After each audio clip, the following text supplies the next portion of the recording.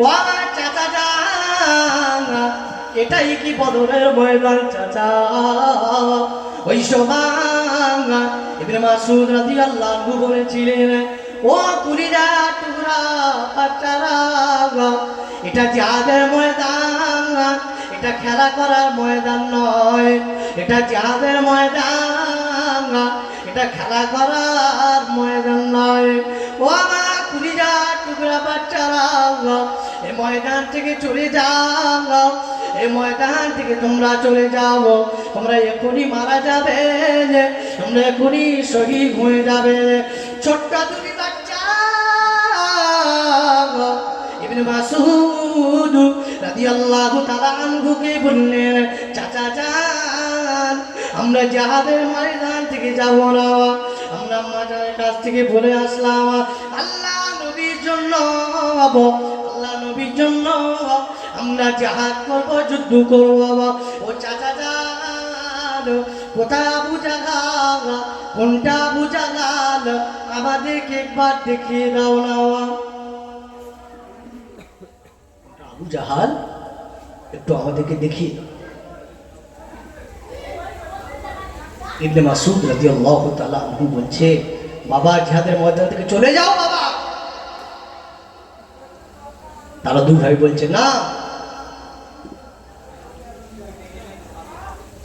আমার চাচা যান যতক্ষণ না যে আবু জাহাল আমার নবীকে কষ্ট দিয়েছে, তাদেরকে যতক্ষণ না হত্যা করে আল্লাহ জাহান্নামে পাঠাবো, অতক্ষণ পর্যন্ত আমরা জিহাদের ময়দান ছাড়বো না, আমরা জিহাদ করবো, যুদ্ধ করবো। আল্লাহ নবীর ছোট ছোট কলিজা টুকরা সাহাবীরা মাজমুআ বারে বারে বারে বারে ইবনে মাসউদকে বললেন, ইবনে মাসউদ রাদিয়াল্লাহু আনহু দেখিয়ে দিলেন, দেখো না বাবা, ওই সাদা ঘোড়ার উপরে একজন মানুষ বসে আছেন, ওটাই হলো আবু জাহাল, ওটাই হলো আবু জাহাল। ছোট কলিজার টুকরা দুটি বাচ্চা আবু জাহালের দিকে এগিয়ে গেলেন, একটা পর্যায়ে আবু জাহালকে হত্যা করলেন। ভাইরা বাংলা, আমি যেটা বলতে চাইলাম, আমি যেটা আপনাদেরকে বলতে চাইছি, এমন যুদ্ধ জিহাদ আল্লাহ নবী তিনি যুদ্ধ করলেন। জঙ্গে ওহদ, জঙ্গে বদর, জঙ্গে হুনাইন, জঙ্গে কারবালা, 17টি যুদ্ধ হবো আল্লাহ নবী তিনি আবার করলেন। এমন তো অবস্থায় আল্লাহ নবীর একেবারে শেষ সময় হয়ে গেল। আল্লাহ নবী আমার শেষ সময়ে মসজিদে নববী শরীফে এসে বসলেন। মসজিদে নববী শরীফে এসে বসে বলছে, ও বাবা বিলাল, মসজিদে নববীতে আজান দাও না বাবা, কারণ আছে আজানের জন্য, নামাজের জন্য। আমি নবী যুদ্ধ ওহদ, যুদ্ধ বদর, আমি রাসূলুল্লাহ তাকে শহীদ করলাম, আমি রাসূলুল্লাহ রক্তাক্ত হলাম, আমি নবী তায়েফের জমিনে রক্ত দিলাম। ও বাবা বিলাল, আজকে মসজিদে নববীতে আজান দাও, আমি আজকে দেখতে চাই একই নামাজের আজানে কতজন মুসল্লি মসজিদে নববী নামাজ পড়ে, আমি নবী নিজের চোখে দেখতে চাই। এত যুদ্ধ জিহাদ মোকাবিলা, মার খাওয়া, সাহাবায়ে কেরাম শহীদ হওয়া, এত কিছু হলো, একেবারে শেষ সময় আল্লাহ নবী খুব কাকুতি মিনতি করে হযরত বিলালকে বলছে, বাবা বিলাল, তুমি আজান দাও বাবা, আমি দেখব যে কতজন মুসল্লি নামাজ পড়তে আসে।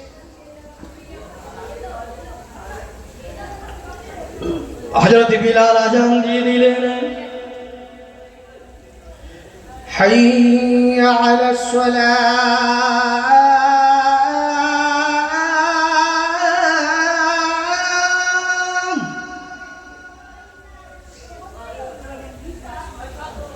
হাইয়া আলাস সালাহ।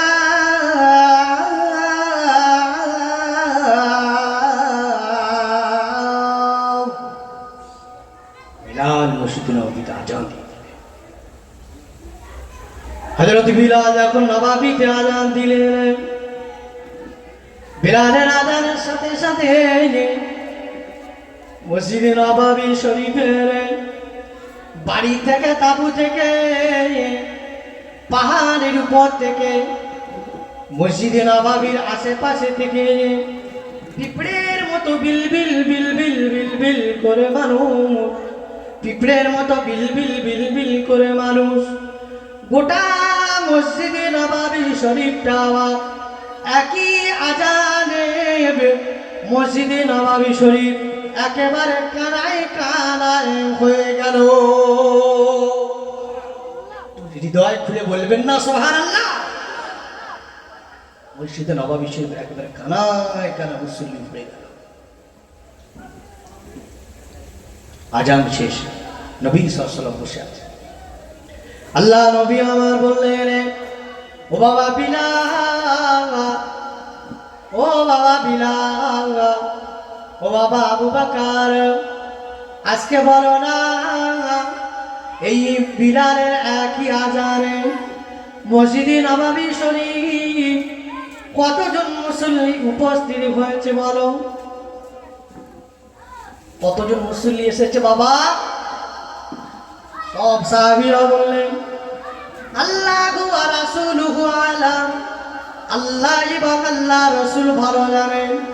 আল্লাহ নবী তিনি বললেন, ও বাবা সাহাবীরা, আমি নবী এই মেহরাব থেকে দেখতে পাচ্ছি বিলালের একটা আজানে মসজিদে নববী শরীফে একটি আজানে 1,24,000 মুসল্লি মসজিদে নববী শরীফে উপস্থিত হয়ে গেছে। জোরে বলেন সুবহানাল্লাহ, আরো জোরে বলেন সুবহানাল্লাহ। মসজিদে নববীতে উপস্থিত। ও বাবা বিলাল, শুধু তাই নয় বিলাল, এই 1,24,000 মধ্যে, এই 1,24,000 মধ্যে যতজন মসজিদে নববী শরীফে উপস্থিত হয়ে রয়েছেন আমি রাসূলুল্লাহ দেখতে পাচ্ছি 1,24,000 প্রত্যেকে আল্লাহ জান্নাতি।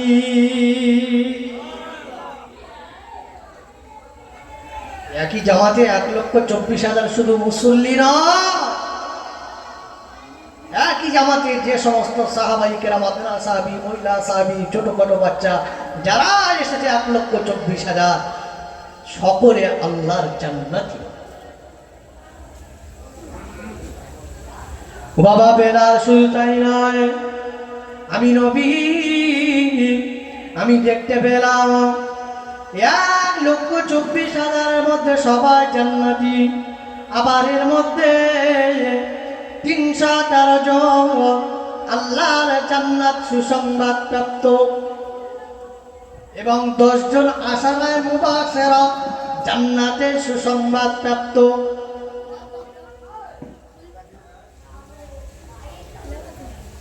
কি ফিলিংস তখন হচ্ছে সেই বিলালের আজান। আসত বেশে হজরতে বিলালের মধুর আজান, আসত বেশে হজরতে বিলালের মধুর আজান। যে আজান ছিল এমনই প্রেম মুগ্ধ রহমান, যে আজান ছিল এমনই প্রেম মুগ্ধ রহমান। দয়াল নবীর পিছে নামাজ পড়িলে কেমন হতো, দয়াল নবীর পিছে নামাজ পড়িলে কেমন হতো। জন্ম আমার নবীর যুগে হলে কেমন কেমন কত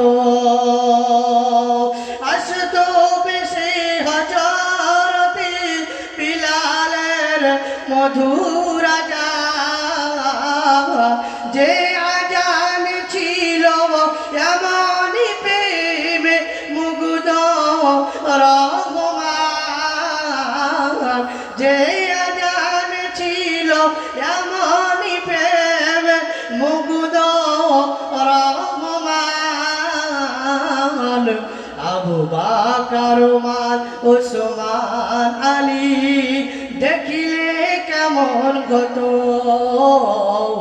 আবু বকর ওমর ওসমান আলী দেখিলে কেমন কত জন্ম আমার নবীর যুগে হলে কেমন কত জন্ম আমার নবীর যুগে হলে কেমন কত দয়াল নবীর জবানি ডাক হুসাইন ডাক শুনলে কেমন হতো দয়াল নবীর জবানি ডাক হাসান শুনলে কেমন হতো জন্ম আমার নবীর যুগে হলে কেমন হতো জন্ম আমার নবীর যুগে হলে কেমন হতো সেই আজান দিয়েছে হযরত বিলাল বিলালের আজান আমার আল্লাহ আসমান থেকে শোনেন কিন্তু বিলাল একটু তোতলা ছিলেন কথাটা একটু জড়িয়ে যেত হযরত বিলালে আজানে সাহাবীরা এসে একদিন অভিযোগ করলো ইয়া রাসূলুল্লাহ অন্য একজন সাহাবী আজান দিক না হযরত বিলালের আজানটা অনেকদিন তো শুনি অন্য সাহাবী আজান দেওয়ার কারণে আল্লাহ আরশ আজিম থেকে মদিনার জিবরিল আমিনকে পাঠিয়ে দিল যে নবীকে বলো মসজিদে নববীতে আজকে আজান হয়নি আল্লাহ নবী বলছে ইয়া আল্লাহ পাক আমি আসরের নামাজ পড়েছি এই ঘুরে এখনো বসে আছি আজানও হয়েছে আল্লাহ নবী বললেন আল্লাহ পাক বললেন মুয়াজ্জিনের আজানকে আমি নিজ কানে শুনে থাকি আজকে কে আজান দিয়েছে আল্লাহ নবী অন্য একজন সাহাবী আজান দিয়েছে আল্লাহ নবী বললেন এবং আল্লাহ পাক জানিয়ে দিলেন জিবরিল আমিনের দ্বারা যে হযরত বিলাল যেন আজান দেয় কারণ বিলালের আজান আরশ আজিম থেকে আমি শুনি সেই জন্য কবি বলছেন যার আজানে মুগ্ধ কে রহমান আল্লাহ নবী প্রথম মুয়াজ্জিন বিলাল মসজিদে নববীতে আজান দেন হাইয়া আলাস সালাত আর মুহাম্মদুর রাসূলুল্লাহ যখন হযরত বিলাল তিনি যখন বলেন আল্লাহ নবী ওই মসজিদে মেহরাবের কাছে বসে থাকেন মুহাম্মদুর রাসূলুল্লাহ যখন বলেন হযরত বিলাল আঙুল দিয়ে ইশারা করে আমার নবীকে দেখিয়ে দেয় আজানের সময় আমার নবীকে দেখিয়ে দেয় মুহাম্মদুর রাসূলুল্লাহ যখন বলা হয় ইশারা করে দেখান যে ওই মুহাম্মদুর রাসূলুল্লাহ সাল্লাল্লাহু আলাইহি ওয়াসাল্লাম আল্লাহ কি মা রাসূলকে দেখছে মুহাম্মদ রাসূল আজান দিচ্ছে আল্লাহ নবী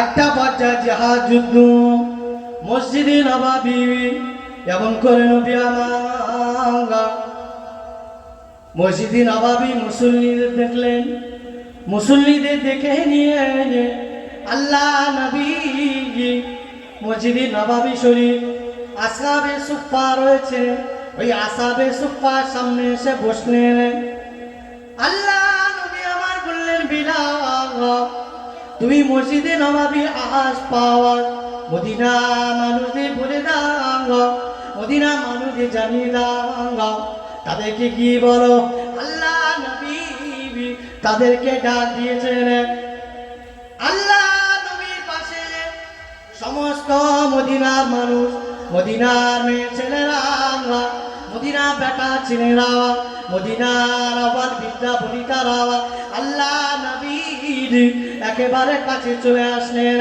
আল্লাহ নবী আমার বললেন, ও আমার সাহাবায়ে কেরামরা, আমি রাসূলুল্লাহ মনে হয় তোমাদের মাঝে আর বেশি দিন থাকবো না বাবা। ও আমার সাহাবীরা, আমি রাসূলুল্লাহ তোমাদের কাছে বলছি বাবা, আমি রাসূলুল্লাহ তোমাদের থেকে বিদায় নেব, আমি নবী তোমাদের কাছে চলে যাব। ও আমার সাহাবীরা, আমার কাছে যদি তোমাদের কোনো পাওনা থাকে, দেনা পাওনা থাকে, লেনদেন থাকে, খরচ থাকে, আমাকে বলো না। সাহাবীরা সবাই চুপচাপ। আল্লাহ নবীর একজন সাহাবী আস্তে আস্তে গুটি গুটি গুটি গুটি পায় আল্লাহ নবীর একেবারে কাছাকাছি আসলেন। একেবারে কাছাকাছি এসে বলছেন, ইয়া রাসূলুল্লাহ, ইয়া হাবিবাল্লাহ, হুজুর আপনি বেয়াদবি নেবেন না, হুজুর আপনি বেয়াদবি মাফ করুন, আপনার কাছে আমার কিছু পাওনা আছে, আমার কিছু পাওনা আছে। আল্লাহ নবী বললেন, বাবা কি বলো? আল্লাহ নবী সাহাবী বললেন, ইয়া রাসূলুল্লাহ, ইয়া হাবিবাল্লাহ, একটি যুদ্ধেতে আপনার চাবুকের আঘাত আমি সাহাবী আমার পিঠেতে লেগেছিল। ইয়া রাসূলুল্লাহ, ইয়া হাবিবাল্লাহ, আপনার কথা মতো আজকে সেই চাবুকের প্রতিশোধটা আপনার থেকে আমি নিয়ে নিতে চাই। আল্লাহ নবী তিনি আবার বললেন, ও আমার সাহাবী কোন যুদ্ধে বলো না বাবা। ওই সময় সাহাবী বললেন, ও আমার সাহাবী অমুক যুদ্ধে আপনার ঘোড়ার কাসোয়া ঘোড়ার উপরে বসেছিলেন, আপনি চাবুক চালিয়েছিলেন, ওই চাবুকটা আমার গা লেগেছিলেন। আল্লাহ নবী তিনি হযরত আলীকে বললেন, ও আমার জামাতা আলী, বাবা যাও না, চলে যাও চলে যাও, ওই চাবুকটা আমার মা ফাতেমা ঘরে রাখা আছে, যাও না মা ফাতেমার বাড়িতে যাও, যাও মা ফাতেমার বাড়িতে যাও। ও বাবা আলী যাও না, ওই চাবুকটা নিয়ে শোনা আমার সাহাবীর হাতে ধরিয়ে দাও, আমাকে চাবুক মারুক, আমাকে চাবুক মেরে এই প্রতিশোধটা গ্রহণ করুক। হযরত আলী চলে গেলেন। ও আমার পরমা স্ত্রী ফাতেমা, ওই চাবুকটা বার করে দাও, ওই চাবুকটা বার করে দাও। আল্লাহ নবী তিনি আসহাবে সুফফাতে বসা আছেন, তিনি আসহাবে সুফফার পাশে বসা আছে।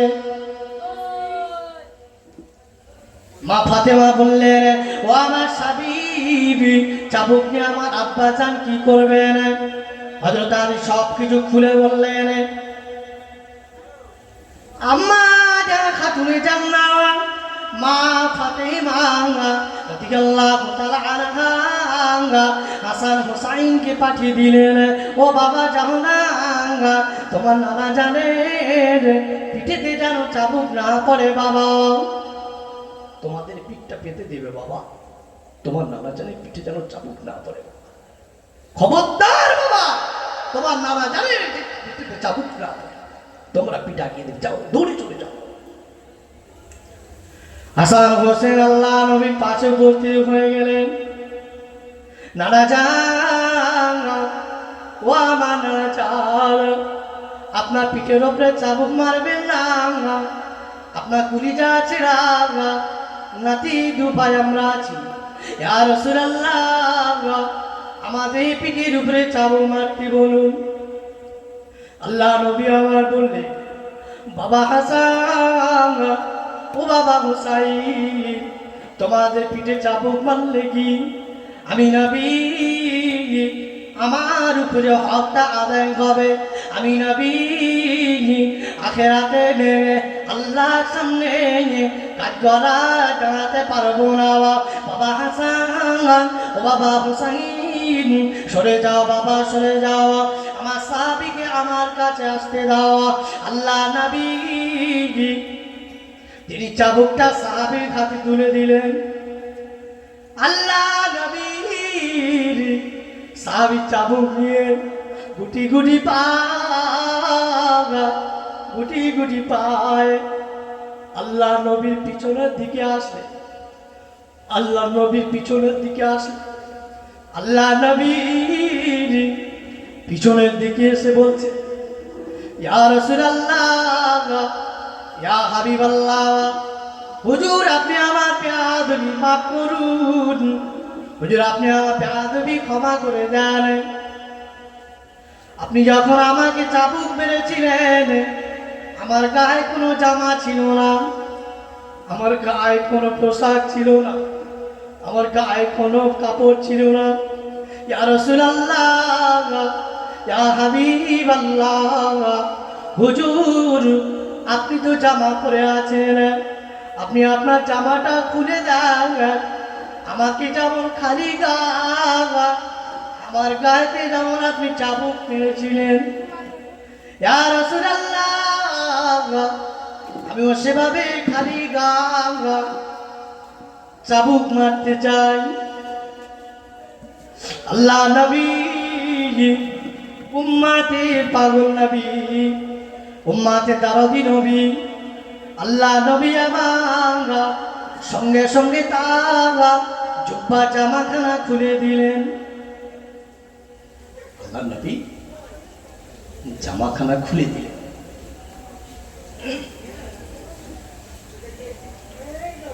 আল্লাহ নবী সাহাবী যিনি চাবুকটা নিয়ে আগে গিয়েছিলেন, যার নাম হযরত সাদ বিন আবি ওয়াক্কাস রাদিয়াল্লাহু তাআলা আনহু, বদরি সাহাবী, জলিলুল কদর একজন সাহাবী। আল্লাহ নবী একেবারে পিছনে চলে আসলেন, চাবুকটা ধরলেন। আমার নবী যখন তার পিরাহান জামাখানা খুলে দিলেন, ওই সময় আল্লাহ নবীর সাহাবী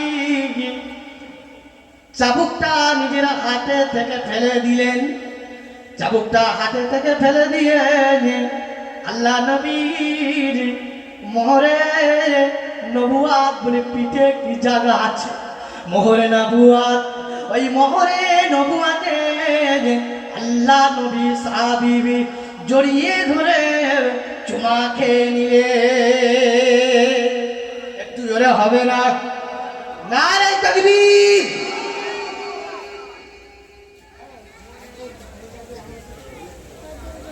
আশেপাশে যারা আছে খুব তাড়াতাড়ি পাক মাহফিলে চলে আসো। দরুদ শরীফ আল্লাহুম্মা সাল্লি আলা সাইয়্যিদিনা ওয়া আলা আলি সাইয়্যিদিনা কলমা জিকির লা ইলাহা